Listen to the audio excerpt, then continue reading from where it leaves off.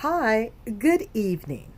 I'd like to welcome you back to Poem Praise 2. I do thank you for tuning in, and peace and blessings be upon you and your family this evening. Now, let us go ahead and get right back into No Man Can Hinder Me. And we are in chapter 1, The Beginning. So let us go ahead and get started. The beginning goes like this. Now here is a picture. Can you see it? All right, I'm going to read the caption at the bottom. Taking office. Edward W. Robinson Jr. left is sworn in by Secretary of the Commonwealth of Pennsylvania, Dr. C. Dolores Tucker, and commissioned by the Governor of Pennsylvania, Milton Shapp, as Executive Deputy Secretary of the Commonwealth on November the 1st, 1977. Chapter 1, The Beginning. My father, Edward Sr., was majestic in his features and as multi-talented as any man I have ever known. Although his skin color was as richly pigmented as chestnuts roasting on an open fire. He had blue eyes and curly hair. His formal education ended at 6th grade, but he astounded customers at the plumbing supply where he worked by solving piping problems that required a thorough knowledge of higher mathematics. My mother, Ethel, fitted the traditional mold of a well-educated woman of the day. Her color was, as my father described it, sweet potato pie brown. She was a graduate of Girls High School, which is to this day is considered one of the country's premier educational institutes. She majored in music at the University of Pennsylvania, which enrolled only a handful of African origin students at that time, articulate and graceful. She taught piano and organ lessons. John Robinson, my paternal grandfather, was poorly pigmented, light-skinned, with straight hair and light eyes. His family lived on a farm in West Maryland, but when we asked where he was from originally, he always changed the subject. Grandmother Robinson, his wife, said he wouldn't divulge his birthplace because our research uncovered evidence of racial brutality. We believe Grandfather Robinson was the child of a white man who raped my great-grandmother, a common violation during our captivity. We also believe Grandfather Robinson escaped after committing assault on a white man and was advised he would be hunted down and murdered if his whereabouts were revealed. My maternal grandfather, Alfred Russel, was also a child born out of the rape of a black woman by a white man. His mother told him the gruesome story of how she was held down by 2 overseers as a plantation owner viciously beat her into submission. She admonished Grandfather Russell, to never forget how he was conceived and to never let his children or grandchildren forget the crime. Grandfather Russell and his wife, Mary Anna, lived 2 doors down the street from my house. If there ever was a child who was the apple of grandmother's eye, I must have been the whole fruit basket. I was truly the star in her crown. The legacy that my grandparents left with me was unconditional love for my children, their children, and each succeeding generation.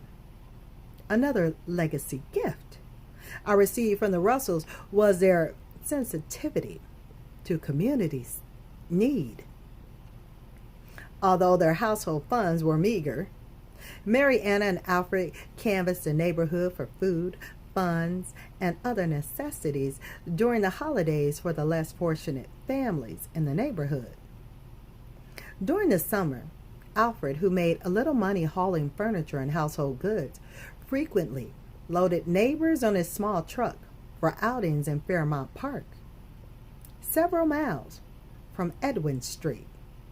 In addition to my grandfather, Alfred's community outreach, he was, along with my father, tremendously protective of me. I experienced this in most memorable ways.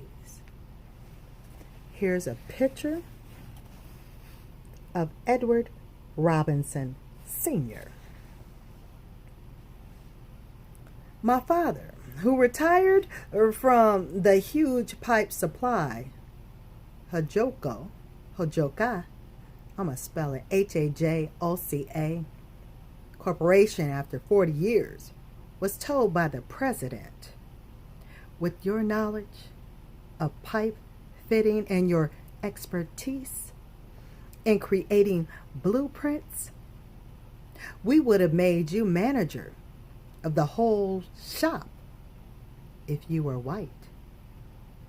An excellent boxer and athlete, Dad managed the neighborhood uniformed teenage teams and never tired of giving quality time to his children. Ethel Matilda Robinson, there's her picture, and right there, that is Alfred Russel. And the description underneath Ethel is, my mother played the piano and organ at our church, gave music lessons at home, and accompanied me in small concerts on the violin. When I graduated from college with 7 grades of A+ and 1 A, she demanded to know what happened to the other A+. She was not happy with the blonde color of my sister's hair and unsuccessfully tried to darken it with frequent rinses of dark tea water. And Alfred Russel, my maternal grandfather, was the quiet neighborhood piano-lifting strong man. He never got over his anger about how his mother was raped by his Maryland plantation owner, white father. A self-employed furniture mover all his life, Russell couldn't understand how people could be unemployed, even during the Depression. Now this is Mary Anna Russell, right there, and right here, that is Mary Diane Thomas. For Miss Russell, I could do no wrong in the eyes of my maternal grandmother. When I clumsily fell down in a stage play, she excitedly jumped to her feet and directed the audience to watch how gracefully he gets up. A church organist and neighborhood politician, she was born in Philadelphia, Pennsylvania, and graduated from the school which was later known as Shawnee State College, or Cheney, Cheyney. And for Miss Mary Diane Thomas, my great-grandmother, loved telling the story of her grandmother, Nas Inga. She described how Nas Inga looked at her life in Benin City, Nigeria. Grandmother Thomas, who transitioned at 89 when I was 13, also praised her husband, John, who was born in Haddonfield, New Jersey. They migrated to Philadelphia, Pennsylvania in 1865. And this is Nas Inga, right there, you see her. Now for her, she is my great Yeah, three greats. Grandmother, whose name meant beautiful, was born and raised in Benin City, Nigeria.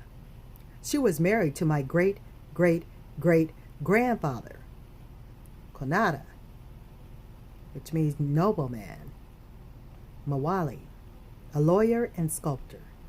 His work was probably part of the thousands of art treasures stolen by England from Nigeria.